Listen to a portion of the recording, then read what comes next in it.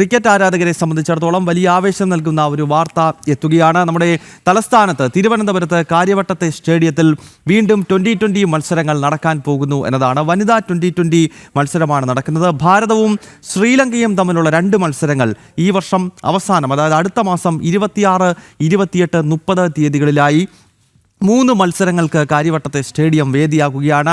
Sports ഡെസ്കിൽ നിന്നും നിഖിൽ കുമാർ ഈ വാർത്തയുടെ വിശദാംശങ്ങളുമായി ചേരുന്നു. നിഖിൽ, ഈ ലോകകപ്പ് വിജയം കൈവരിച്ച ശേഷമാണ് നമ്മുടെ പെൺപുലികൾ തിരുവനന്തപുരം നഗരത്തിലേക്ക് എത്തുന്നത് എന്നത് തന്നെയാണല്ലോ ഈ 3 മത്സരങ്ങളുടെയും ഏറ്റവും വലിയ പ്രധാനപ്പെട്ട ഘടകം എന്ന് പറയുന്നത്. ഈ മത്സരങ്ങളുടെ മറ്റു പ്രത്യേകതകൾ എന്തൊക്കെയാണ് നിഖിൽ? ഗൗതം, 5 മത്സരങ്ങൾ അടങ്ങുന്ന ഒരു പരമ്പരയാണ് ഭാരതവും ശ്രീലങ്കയും തമ്മിലുള്ളത്. അതിൽ 3 മത്സരങ്ങൾ, ആദ്യത്തെ 3 മത്സരങ്ങളാണ് തിരുവനന്തപുരത്ത് നടത്തുക എന്ന രീതിയിൽ ഇപ്പോൾ തീരുമാനമായിട്ടുള്ളത്. അതായത് ഡിസംബർ മാസം 26, 28, 30 തീയതികളിലാണ് തിരുവനന്തപുരം കാര്യവട്ടം ഗ്രീൻഫീൽഡ് സ്റ്റേഡിയത്തിൽ മത്സരങ്ങൾ നടക്കുക.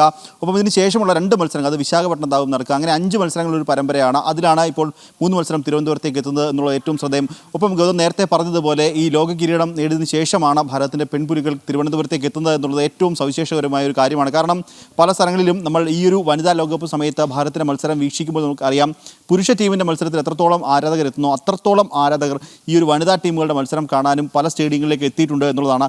അതുതന്നെയാണ് ഇവിടെയും ഏറ്റവും വലിയ സവിശേഷത. കാരണം തിരുവനന്തപുരത്തേക്ക് എത്തുമ്പോൾ 3 മലയാളി താരങ്ങൾ ഒരേ സമയം ഭാരതത്തിന് വേണ്ടി കളിച്ചിട്ടുണ്ട് എന്നുള്ളതാണ് ഏറ്റവും ശ്രദ്ധ. അതിൽ മിന്നുമണിയും ആശാ ശോഭനയും സജന സജീവനും അടക്കമുള്ള താരങ്ങൾ ഒരുമിച്ച് ഭാരതത്തിന് വേണ്ടി പലപ്പോഴായി കളിച്ചിട്ടുണ്ട് എന്നുള്ളതാണ് ഏറ്റവും ശ്രദ്ധേയം. ആ താരങ്ങളുടെ മത്സരം കൂടി, അവരുടെ ഒരു ഇൻ്റർനാഷണൽ മത്സരം നമ്മുടെ മണ്ണിൽ നടക്കുന്നത് കാണാൻ കേരളത്തിൽ നിന്നുള്ള 3 താരങ്ങളുടെ മത്സരം, മലയാളികളായ 3 താരങ്ങളുടെ മത്സരം നേരിട്ട് കാണുന്നതിന് വേണ്ടിയിട്ടൊക്കെ ആവും എന്തായാലും മലയാളി ആരാധകർ കാത്തിരിക്കുന്നത് എന്നുള്ളതാണ് ഏറ്റവും ശ്രദ്ധ. ഇതിൽ മറ്റൊരു കാര്യം കൂടിയുണ്ട്. വരാനിരിക്കുന്ന ഒരു 2020 ലോകകപ്പ് അത് 2026 നടക്കുന്നു.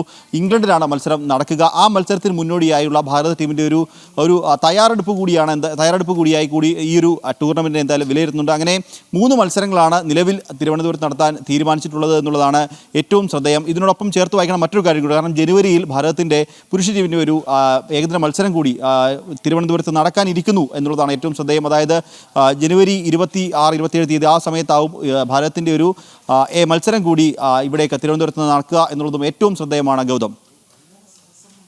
ഓക്കെ നിഖിൽ, എന്തായാലും കേരളത്തിലെ ക്രിക്കറ്റ് പ്രേമികൾക്ക് ആവേശം പകരുന്ന വാർത്ത തന്നെയാണിതെന്ന കാര്യത്തിൽ സംശയമില്ല. നാരീശക്തിയുടെ പ്രതീകമായിട്ടുള്ള ഭാരതത്തിൻ്റെ അഭിമാനമായ വിശ്വജേതാക്കളായ നമ്മുടെ പെൺപുലികൾ തലസ്ഥാനത്ത് ഗ്രീൻഫീൽഡ് സ്റ്റേഡിയത്തിലേക്ക് എത്തുകയാണ്. അടുത്ത മാസം 26, 28, 30 തീയതികളിൽ ഭാരതം ഏറ്റുമുട്ടുന്നത് ശ്രീലങ്കയുമായിട്ടാണ്. എന്തായാലും ആ മത്സരത്തിൻ്റെ ആവേശത്തിലേക്കൊക്കെ ആ ഘട്ടത്തിൽ നമുക്ക് മടങ്ങിയെത്താം. നിഖിൽ കുമാറാണ് സ്പോർട്സ് ഡെസ്കിൽ നിന്നും ഈ വാർത്തയുടെ വിശദാംശങ്ങളുമായി ചേർന്നത്.